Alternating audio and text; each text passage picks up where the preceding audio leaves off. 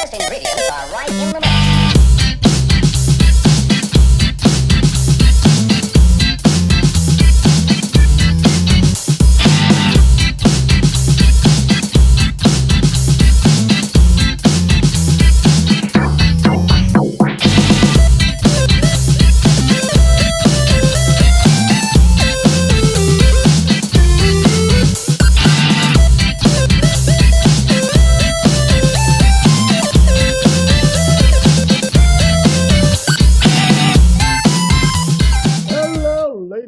Boys and girls, it is me, Dukect Live, here on the Dukect Lounge, watching TNA Impact. And oh, the knockouts, which is really good. A knockouts title match as Taryn Terrell defends against Gail Kim and Awesome Kong. And honestly, this is actually very good and exciting. I really like this match. For the most part, I've been enjoying Impact Wrestling. Also, I've been enjoying. Oh, is it 1, 2, 3? She retains. She defeats Gail as she survives. The Knockouts champion as Taryn retains her championship in a triple threat match, retaining her Knockouts championship and prolonging her reign. But also Kong looking like she hasn't defeated her. And that's the main part. She can beat Gail Kim, but she can't beat Kong. And I think they're going to have one more match in the future to prove that she is worthy of the Knockouts Championship. Or Kong is the dominant woman champion. Anyway, as I say, Impact was really good. I saw it was the last match with Samoa Joe and Austin Aries, and he went out good. It was a really nice way to win out. He was knocked out, and it was a really good match, actually, until the disqualification. And it looks like he was going to, Austin Aries was going to be taken again, but he ducks the briefcase shot. Bam!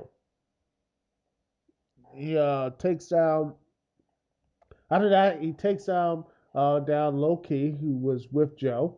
Took with a nice little rolling elbow into the briefcase and knocked Low Key out. And then next thing you know, you have Rockstar Spud, the man who went through hell last week, and probably one of the best matches TNA had. Heck, to me, it's probably my match of the year.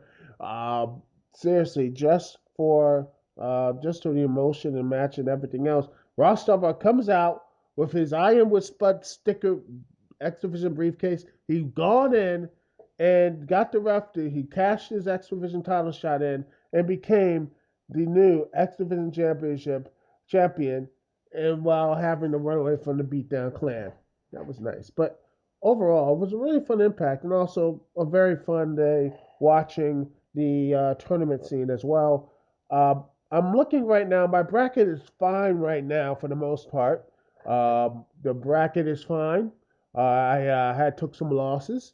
I'm in freaking Austin Network brackets as well. I'm going to look over at theirs and see how they're doing as well, because a lot of people got hurt with Iowa State. A lot of people got hurt with UCLA. But I feel like I'm doing fine with Maryland and everything else. I feel like I'm doing pretty well. With my bracket. And if I don't, hey, I'm not going to win anything. I mean, I'm not going to get the perfect bracket. Not yet, anyway. That's not an exact science, because, it's human nature. You never know. We never know what really is going to happen. And, it's not like pro wrestling and everything else.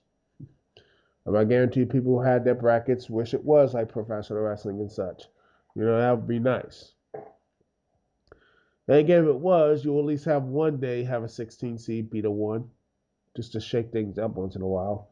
But as it stands, a 16 seed will probably, in my lifetime, and probably my children, if I have a kids and children's lifetime, will probably never beat a 1. I feel like that's probably never going to happen. Now, hopefully one day it will, but it'd be nice. It would be nice to shake things up like that.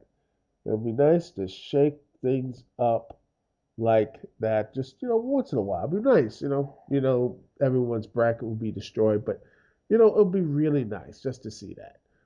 Anyway, well, I can be talking a little bit TNA and everything else. But now let's talk about some stuff here right now, here live of you know this big news of over at um, over in Konami. This has been making the rounds. I just saw a video of this, believe it or not, from Monday Matt. I'll take a link in this description. By the way, he follows me on Twitter, which is odd. Really, it's really odd. I will put the video link in his description, and I'm gonna, you know, screw it. I will send this little podcast to him and see if he actually responds or something like that, or whatever, or shares my video or whatever, because Lord knows I need the hits and I need the attention. Anyway, um, I saw his video, him talking about that, and I'll put a link to an article as well. And I have an article right here. It says that the creator, right here, that the Hideo Kojima, I can't pronounce the word right. It's live, people, so what are you going to do? Anyway, Hideo Kojima may not be sticking around for Konami much longer. And supposedly over at GameSpot, the sources, and I'm very wary about those, claim that there's been a fallout between Kojima Studio and Konami that will have both the famed developer and senior staff leaving after their contracts end in December or a few months after Metal Gear Solid 5 ships, which is a sad thing because I mean those two that series killed Kojima to me. Even though I can see some faults in his thing, because honestly, I see a lot of people who probably don't like the Metal Gear Solid series because of his long-winded and crazy conspiracy stuff and him taking control away from player. Metal Gear Solid 2, oh boy, very, very, very I really not like Metal Gear Solid 2. It just Metal Gear Solid 2, as much as the graphics are good. Hell, I would say Metal Gear Solid 2's graphics look good now, and they were just that shows how talented Hideo Kojima and all those people at Kojima Studios um, were for the PS2. It was great, but I played that game and it was so artificially long with crap, BS, and a lot of things I just did not like about it. I didn't care for Raiden. I understand what they were trying to go for, but in the end, it just didn't care. I did not care for the character. He was bland. He was boring. He wasn't interesting. I wouldn't look at someone like you can easily. I mean, the funny thing is that was how I got into the series. MGS2 was my getting into the series.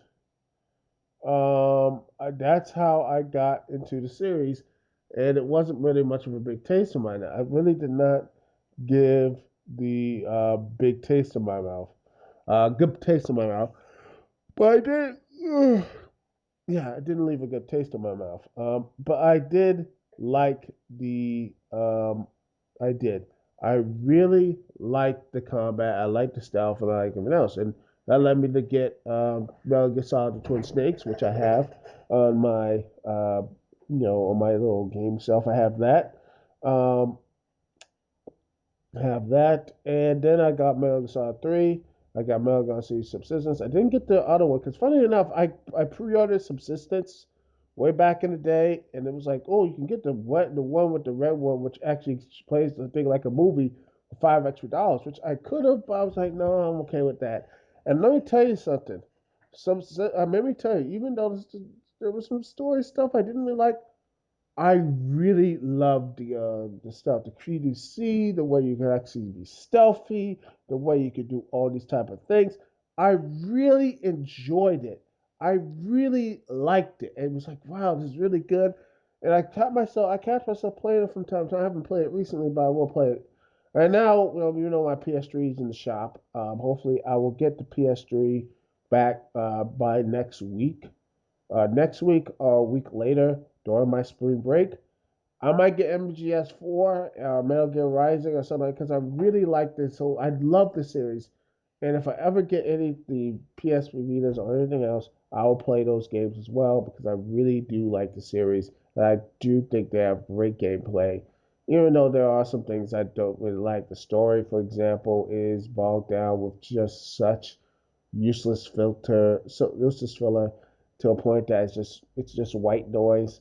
And honestly, things that even I know I mean, they're trying so hard to be a movie but fail such spectacularly. It just fails so much of being a movie. It fails as being a movie. That's how bad it is, and with this, they said they're going around that to a miniseries format, which I hope is good. I really like that. Um, I really like the fact they are going to go to uh, the whole thing, and maybe some are saying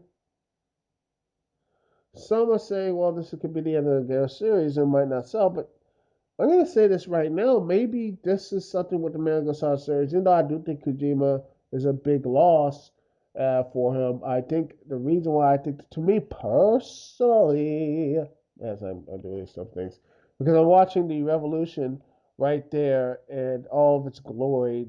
The Wyatt family hand me downs taking on they think James Stone taking on Matt Hardy during TNA Impact. I have TNA Impact on mute. Yes, you never say die, Matt. Even though, Lord help yourself, you should die. I'm not saying die. I mean, his character, just his career should have died a long time ago. Yeah, but seriously, sometimes I just don't care for Matt Hardy. No way. I mean, maybe his Ring of Honor character is fine, but this bland face Hardy, no. Just if it was this Ring of Honor character Hardy, I would be like, hey, you know what? I like him. Dude has money and just flaunting it. I thought that character I would love. But this, well, bland, rah rah Hardy, you can make at least a decent match. But I'm like, take it or leave it. Anyway, um, back to my point. Metal Gear Solid franchise, if they're going to do these things, Konami is going to continue making these games. I think maybe it's time for a fresh coat of paint, maybe a reboot, maybe something like that. I think maybe that series can be something because as much as I love the Metal Gear Solid series, maybe it's time for a new direction. Maybe it's time for something that both of these companies invested, maybe both not company, Kojima Productions, Kojima Studio, and Konami can say, as much as I like, much as I like Kojima, he's he's trying so hard to be a movie director, but he's not really a movie director. His games may have deep things, but this just has this really sophomoric quality to him. You cannot really, to me, I'm like, I don't really care. You know what I mean? I just don't actually care for the story as Metal Gear Solid. Even though it has deep themes, they don't really explore it as well as it should. And his writing, I mean, I'm a fan of the Metal Gear Solid series. It is confusing and frustrating. It makes, honestly, as much as I like him, and everything else, I'm gonna say this right now, and I guarantee you, most people will agree with me if you're a wrestling fan as well. But as a writer, Hideo Kojima is the Vince Russo of video games. He is the Vince Russo of video games. He just he gets these pointless swerves, and trying to make everything. I mean, he's good at making people have something to do, but it's these characters and these things and these storylines that just make little to no sense whatsoever. It's just sad and pathetic.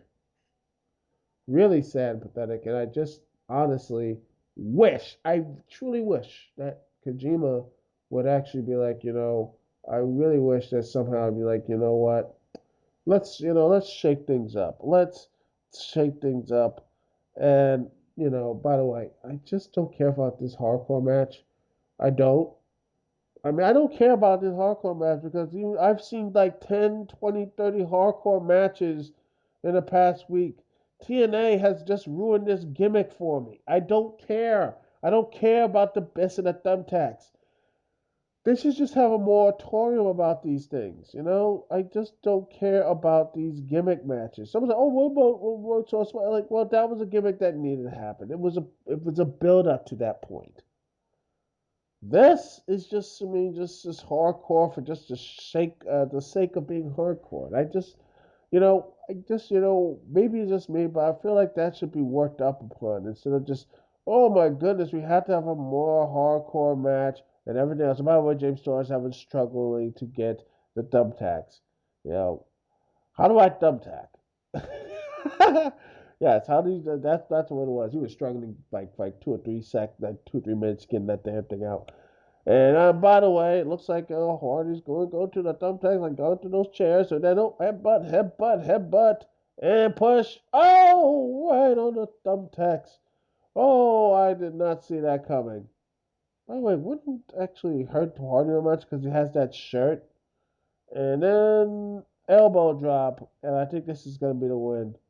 Uno, dos. Oh, no, no, no. That's weird. But anyway, as myself, I think Kojima leaving. I think this would be interesting. I don't know if they are going to leave or not, but if he is going to leave, let me say this: it was a really heck of a ride. I hope that means that the of course, the fake ass riots came out, but it's at the end of the day. Back to my point that Hideo Kojima and Wolf Konami have an amicable split.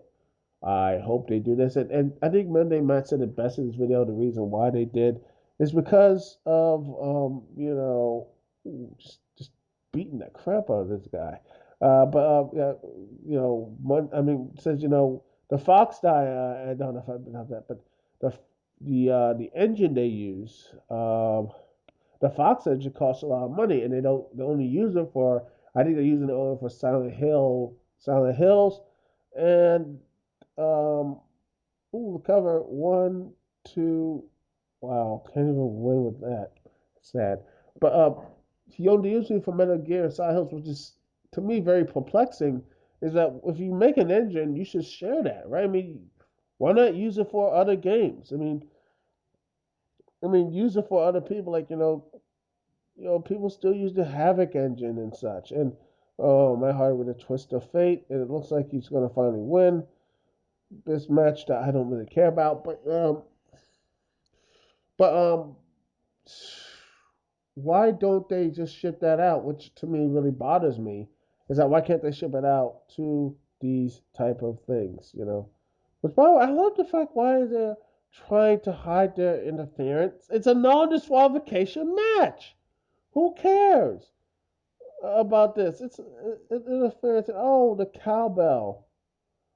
This match, I got a feeling, and it needs more cowbell. Nope, even with cowbell, this match still sucks.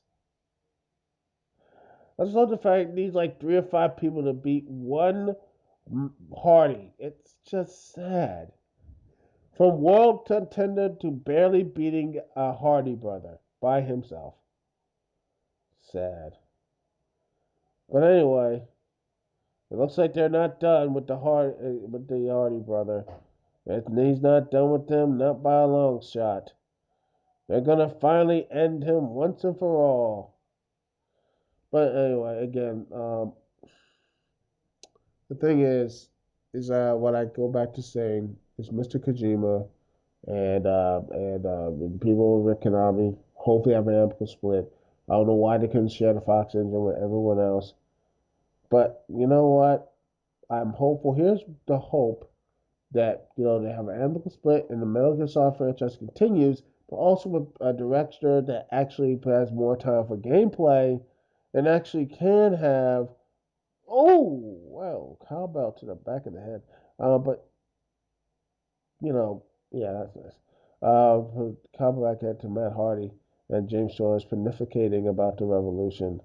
But back to my point is that you know, what I think the Metal Gear Solid series can do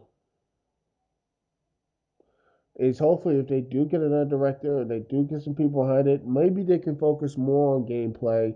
They can focus more on that, beef up the story, make it a lot more simple, and also make it something if they have these themes, the PMCs and everything else, flesh them out a bit more, make them feel important, make them not as you know, something like that.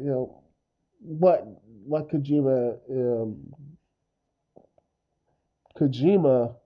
is does for his characters and such. I don't let I don't really think Kojima. I think he's a good designer and stuff, but I don't like his writing. I think Kojima's writing is his weakest point, and hopefully, you know, if they did so in Metal Gear, they will focus more on the gameplay, and also they will actually focus on the writing as well. Anyway, that's it here on the Dukect Lounge. We'll be right back right after this. And we'll be talking next. This segment will be Brock Lesnar. And then we're putting back to wrestling and such. We'll be talking about Brock Lesnar. Will he stay or will he go? Yes. Because, I mean, this is as close to WrestleMania. Some say he's leaving. Some people are saying that, well, I think he might be, my personal opinion. Well, you're going to have to wait and hear it here live in the Dukect Lounge. We're going to be listening to some Sonic Adventure 2 Graveyard Theory from the Zone Runners here live on the Dukect Lounge. I love this song, and hopefully you guys love it too. So, remember, if you love it, like it, or whatever, give a comment on YouTube or everything else page, which will be uploaded. And also, boys and girls, this is a live broadcast, so if you want to call into the show, number is 724-444-7444. Which again, number is 724-444-7444. And the call D to connect with me, Dukect, is 92417. Which is the call D is 92417. And we'll be right back right after this. So sit there and enjoy a Graveyard Theory. Yo, we're the Zone Runners, and this time we're at Pumpkin Hill. You ain't ready. I ain't gonna let it get to me. I'm just gonna creep down in Pumpkin Hill. I got to find my lost piece. I know that it's here, I can sense it in my feet. The great emerald's power allows me to feel. I can't see a thing, but it's around somewhere. I'm gonna hold my head, cause I have no fear. Probably seems crazy, a graveyard theory, but a ghost tried to approach me and got leery. Asked him a question and he vanished in a second. I'm walking through valleys, crying pumpkins in the alleys. It didn't seem happy, but it sure tried to get me. Had to back him up with the fist, metal crackling. I'm hearing someone saying use a chicken, don't be scared. It had to be the wind, cause nobody wasn't there. I searched and I searched as I climbed up the wall, and then I started to fly, I went in deeper. Let it get to me, I'm just gonna creep down in Pumpkin Hill, I got to find my lost piece. I know that it's it, I can sense it in my feet. The great emerald's power allows me to feel. I can't see a thing, but it's around somewhere. Gonna hold my head, cause I got nothing to fear. It's probably seems crazy, grave the theory. A ghost tried to approach me and got And we are back live here on the Dukect Lounge as we see, oh yes, this is time for the main event as Bubba Lashley, the TNA World Champion, is out first to defend his World Championship against the number one contender, the Olympic gold medalist, the cyborg known as Kurt Angle. This match is going to be great, but we're not talking about those two. We're going to be talking about the most dominant man in professional wrestling, the man who is more dominant than both Angle and Bobby Lashley. Boys and girls, we're talking about the one, the only, Brock Lesnar. Brock Lesnar, the man who is the WWE champion, the man who is the king of the mountain, the man who is a former UFC heavyweight champion, the man who might not be in the WWE after WrestleMania. See, the WWE has been teasing and saying these things that, oh, well, he might not be going back because they breathing it in the deranged type thing, like, oh, he might be getting screwed or something like that. Like that said, oh, he might be cheaper as champion and everything else, and then cutting off payments, Mike, or whatever. I don't know what's going to be the actual story about this, but I would not be surprised if Lesnar has already resigned. But let's go back and say that Lesnar didn't resign. If Lesnar doesn't resign to the WWE, and whatever reason goes back to UFC, our heck goes to say Bellator, with basically Bellator giving up basically maybe, I don't know, a huge dump truck of money, actually controlling interest in the company, and handpick opponents for Lesnar. That's the only way I see them actually getting someone like Lesnar for his services. What does that say for his WWE whole resurgence back in 2012? Personally, I would consider it a meh. Yes, it's a meh. It's a meh thing, because honestly, he had a very interesting match when he came back against Cena. He floundered. I don't know floundered, but he was stuck in this horrible shit-filled feud with Triple H, which it was. I'm sorry, it was. Triple H, that entire feud with him in that horrible match at SummerSlam. And then you had Triple H crying, I'm sorry, guys, and they chanted, you tapped out, you tapped out. Which, honestly, I wish they had that Wrestling Isn't Wrestling. They should have put that in there as well. By the way, did you see that video? Hilarious. I love that. Put a link in the description. Oh, that's it's a great video. Because honestly, there's just really episodes of Triple H's character. He tries to be so good, but they chanted, you tapped out. They drowned out his whole tough warrior type thing. Hilarious. And then, I'm not counting the whole Triple H getting his, like, Shawn Michaels, like, tag. Like, they had to black out Shawn Michaels getting hurt, which, to me, like I said, hilarious and funny, because, like, you hear that, black on the TV, and then Shawn Lesnar. I thought you guys had a Foley guy, or something like Lesnar, and then just breaking, like, celery sticks or something, and just, have, like, okay, Shawn just lie there motionless. There. Perfect. And then you have his whole Triple H win. If Brock Lesnar beats Triple H, Lesnar, the rematch WrestleMania, Lesnar beats Triple H, Lesnar retires. I mean, the game has to retire fully. And then he does. And then he loses. And honestly, I honestly thought, and they put the Kimura lock on him. I was like, you know what? Make him tap. Make that bastard. Screw it. You already bitched about his SummerSlam or his own with tummy shots. Why not just make the whole thing bitchification complete? I said, and then he didn't tap out. I honestly thought, okay, he lost by via pinfall in a street fight to keep Triple H's career. But then, oh my goodness, the steel cage match. The steel cage match at Extreme Rules. I never thought they actually did the possibility of screwing over Hunter.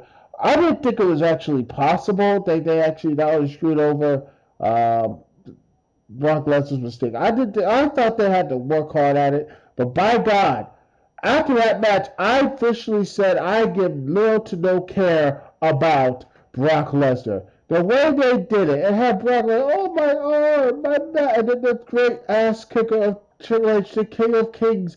By God, he's so awesome. But only it took so much, including the dastardly Paul Heyman, to struck his dreams. Because Brock Lesnar is so weak and pathetic. But the true King of Kings, this guy is Triple H is so much of a badass, he could easily defeat the most dominant athlete in the WWE, including UFC, and make him have an arm, his arm hurt, and make him look like he's about to cry. It's just, oh my goodness, I just, I didn't even care for Lesnar at that point. They killed Lesnar to be dead. It took. You know when I saw Facey say Lesnar was actually worth it? Was right around after his match with The Undertaker. No, that's right. After his match with Cena when he went out. The Undertaker stuff was terrible. I didn't care for it. I actually thought there was nothing. I thought it was probably one of the worst matches not only Brock Lesnar has been in, but also with The Undertaker, which is sad because 12 years, like 13 years ago, when those two guys actually fought in the Hell in a Cell, they had a very good matches. And honestly, all Lesnar and Taker matches seem to have very good stuff, but that was, oh my, I fell asleep. I never fall asleep at matches, and when I fell asleep in that match, it just, it really just like Brock Lesnar was a failure. And then after that, he fought Cena for the Undisputed Championship, and then, he was looked to be so much of a monster.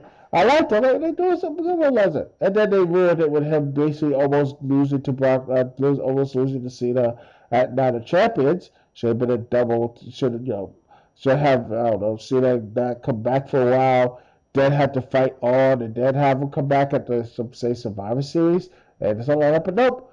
After the Night of Champions, Lesnar just was gone. He just left.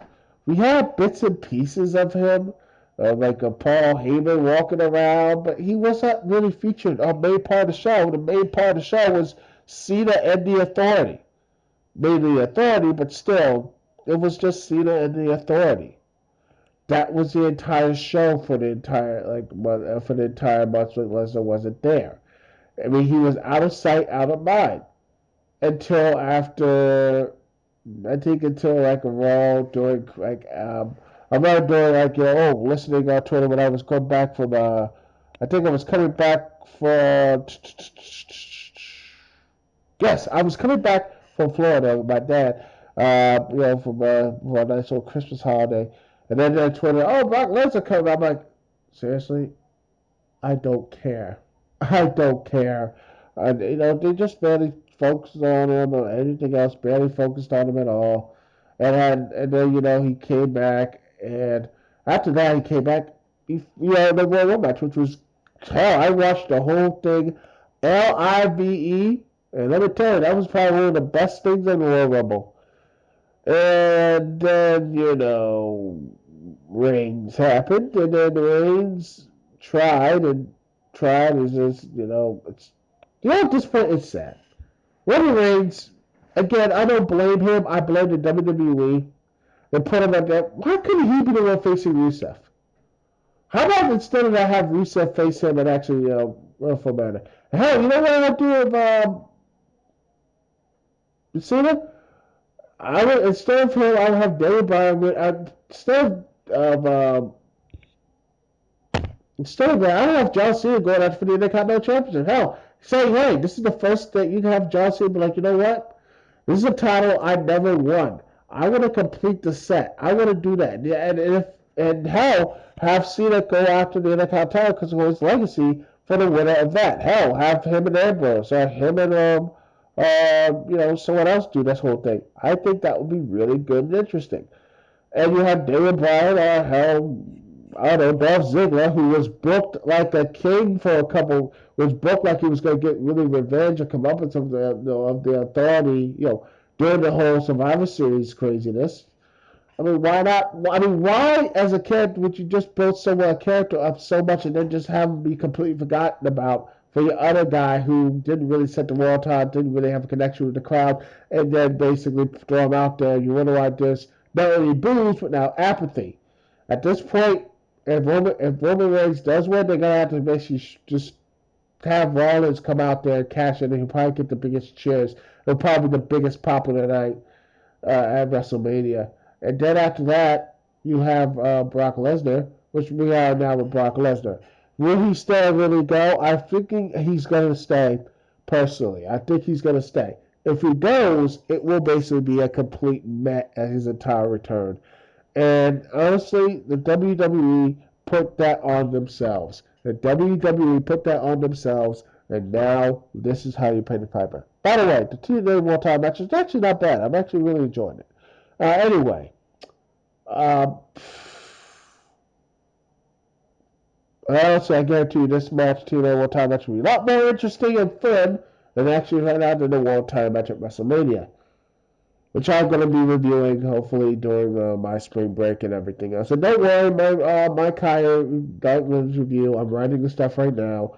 I'm going to write it tonight. I'm going to be writing it all tonight and a little bit tomorrow. I'm going to be, hopefully, I will be done. I'm going to be shooting tomorrow, then editing and all that good stuff, because game reviews are a lot easier to edit for me for some reason. Anyway, that's the whole plan. Hopefully, you guys will enjoy that. Um, well, and all that crazy stuff. Anyway, though, this right here, though, Brock Lesnar, Roman Reigns, the whole shebang, I don't think it's going to be a good match. I think it's going to be just as bad as Taker versus Lesnar last year, if not worse. I hope that Lesnar stays because I think there's a lot of stuff out there. I'm still disappointed we don't have a Reigns. We don't have an Orton Lesnar match, which is a crying shame. The story writes itself. That's the two youngest guys who ever won a world championship ever in the history of that company, and they never faced. Seriously, that's just a story writes itself. So yeah, I want Lesnar to stay not only for his health, but actually the mountains of matches they could actually use and actually go through. Not only just Daniel Bryan or Ziggler, but maybe Ambrose, or maybe Sheamus, or maybe Cesaro, or something like that. He would only come in like once a couple times and then have them prove themselves. It'd be great. But I don't know. If Lesnar doesn't leave, if he doesn't leave, that's great. But if he does leave and come out of his financial, I'm like, hey, go make your money, man. Go make your money. Then retire and do what you need to do. That's my personal thing. That's my personal thing about it. And hopefully, if he stays, he stays. Anyway, that's it for the show, ladies and gentlemen. I hope you enjoyed it. Had a nice little fun with it here live on TalkShoe.com. You can also catch the show on YouTube, Zipcast, and Freaking Awesome Network and ManicExpression.com, ScrewTap.com, and everywhere else that I can find to slip this stuff into. Hopefully that Kyle.Lineage review will be up hopefully soon, maybe possibly, maybe even Thursday. And after that, I'm going to be doing my WrestleMania review and such. My WrestleMania stuff, I'll be talking about WrestleMania and everything else. The next podcast and do a review of WrestleMania, hopefully then, and then some other stuff in April. Yeah, it's looking like to be a very, very good couple of weeks for me. So anyway, thank you so much for listening. Thank you so much for being a part of this and for being a part of this podcast. Thank you so much. This is Dukect here. Peace and love. I will see y'all when I see y'all later.